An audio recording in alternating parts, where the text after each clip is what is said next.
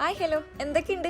ഇന്നെന്താ പതിവില്ലാണ്ട് ഫ്ലൈറ്റ് എന്നല്ലേ പറഞ്ഞുതരാം ഗൈസ്. എനിക്കൊരു ട്രെയിനിങ് ഉണ്ടായിരുന്നു കേട്ടോ. അപ്പോൾ ട്രെയിനിങ് കഴിഞ്ഞ് പുറത്തിറങ്ങിയപ്പോൾ നല്ല മഴയും ഫ്ലൈറ്റും പോകുക. അപ്പോൾ ഞാൻ ചുമ്മാ ഒരു വീഡിയോ എടുത്തതാണ്.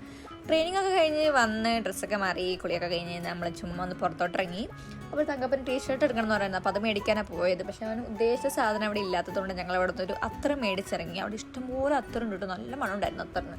കുറേ ടീഷർട്ടും ഉണ്ടായിരുന്നു. പിന്നെ ഞങ്ങൾ നേരെ ബിലാലിക്കയുടെ അടുത്ത് വന്നു. ബിലാലിക്ക റൂമിലില്ലായിരുന്നു, ബിലാലിക്ക പുറത്ത് പോയിട്ടുണ്ടായിരുന്നു. അപ്പം പുള്ളിക്കാരൻ വാലൊക്കെ തുറന്നു വെച്ചിട്ടുണ്ടായിരുന്നു ഞങ്ങൾ വീട്ടിൽ പറയുമ്പോൾ. ഇവിടെ എന്തേ തിരഞ്ഞുകൊണ്ടിരിക്കുന്നതല്ലേ?